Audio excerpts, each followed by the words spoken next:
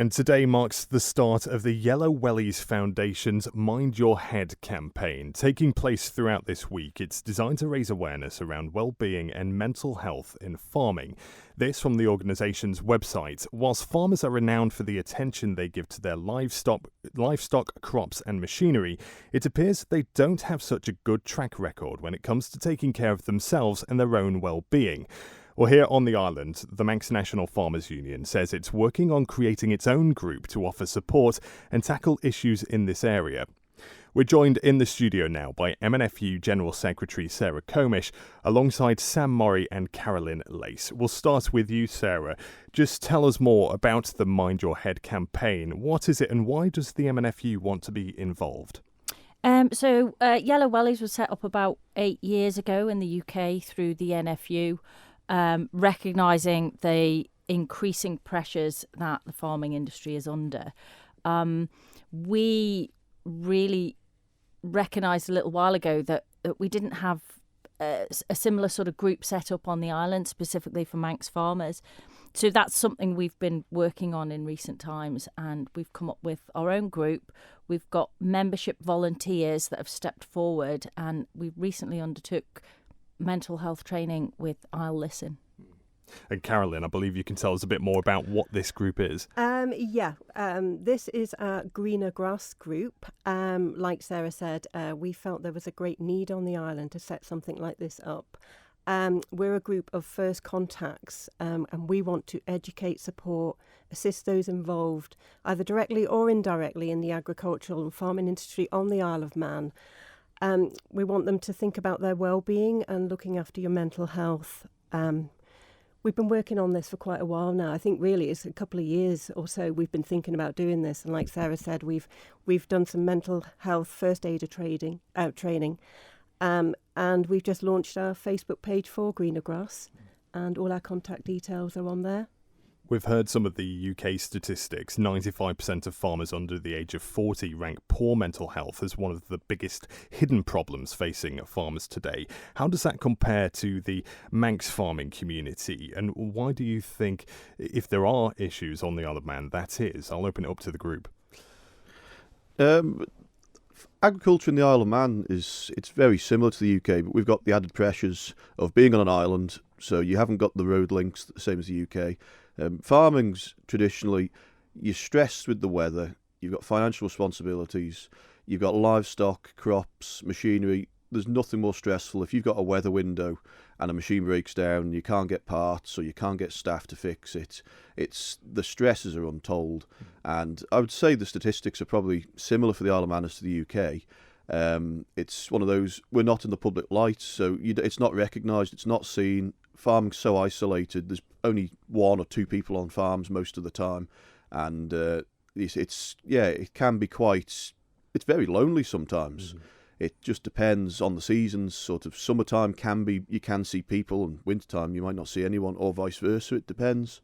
And Sam, you farm up in Andrea, so you can speak from experience and that industry perspective, can't you? Yeah, like say I'm an agricultural contractor as well as farming, and I'm lucky I can get round farms and see people, but you're also a very long time in a tractor cab on your own. You've got the modern advancements now with smartphones and social media, so it's not as isolated as it was. And that's the problem. You could be going back historically here. There's always, for the last 30, 40, 50 years, there probably has been issues with mental health in agriculture, but it's never been recognised until recently. You think it's an area that's been overlooked in general in years? I would say so, yeah, massively. And Sam, have these issues, have they been exacerbated by, we hear about the energy crisis, cost of living and so forth. Times have been tough for farmers, certainly of recent years. How much has that played a part? Massively. Agriculture's on a decline, profitability-wise. There's job satisfaction's ever declining as well, unfortunately. And that's, like I say, that's down to weather, specific policies and finances. If you're not making any money out of it and it's your job, it's your lifestyle, it knocks on. Your own standard of living falls and your own personal life takes a massive toll with it as well. And Sarah, do you find, more and more that farmers on the island are perhaps opening up? It's the old thing, isn't it? At one time, we wouldn't have spoken about this at all. But now do you find more farmers are sort of coming forward and sort of reaching out for help? Potentially in the younger age group. In the younger demographic, I think older farmers will probably still find it a bit of a challenge to talk about. I think the stigma is still there. Certainly with farmers, it's traditionally quite patriarchal. So there's both men and women working in farming. I think sometimes women come under a bit of pressure here too, and that maybe doesn't get recognised. There's, as Sam says, longer working hours. Farmers can work significantly more hours in a week than a normal working week. They tend not to take holidays. Technically, they should have holidays and breaks, but they tend not to do that because a farm doesn't seem to work like that. And if you've got less of a workforce there, then it's harder to take that time off. And I think that policy changes certainly puts a lot of pressure on farm. That increases the hours you're working because once your physical working day is finished, you're then coming indoors to this pile of paperwork that you have to work your way through in order just to keep your farm business above water. So there's all sorts of challenges there. We'd like people to come forward a little bit more. We'd like, as a group, to be able to offer them a bit of signposting where they can get extra support and help and see how we can contribute to better well-being in the industry, really. So if there is anybody out there this morning that is thinking that they are starting to struggle with their mental health, what would your message be to them? Reach out, start communicating with people. Don't carry it around on your own.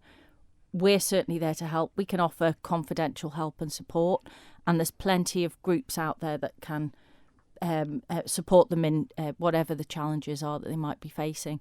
So don't try and carry it on your own. Absolutely reach out. We've got our Greener Grass Facebook page going now, so they can get contact details from there, or they can contact us at the Manx National Farmers Union. And Carolyn, weeks like this, obviously raising awareness. So you're hoping that over the next few days, this will be a sort of successful campaign, and hopefully, just I suppose if it helps one person, then it's worth doing. Yeah, that's definitely the goal. I think, like you say, if we can help one person, we'll be very, very pleased. We would ask people, check in on your friends in the industry. Just ask them if they're okay, and it is okay not to be okay. We are here to help. We're not counsellors or therapists ourselves, but like Sarah said, we can signpost you in the right direction. We have a lot of contacts. There's lots of people out there, lots of support groups. So yeah, please get in touch if you need help. Well, thank you so much to all of you for coming in this morning. The Yellow Wellies Foundation Mind Your Head campaign. You can read much more about it. Get all the links to the various help at manxradio.com. But Sarah, Carolyn and Sam from the Manx National Farmers Union, thank you all very much for being with us today. Thank you for making it to the end of the Manx Radio newscast. You are obviously someone with exquisite taste. May I politely suggest you might want to subscribe to this and a wide range of Manx Radio podcasts at your favourite podcast provider, so our best bits will magically appear on your smartphone. Thank you.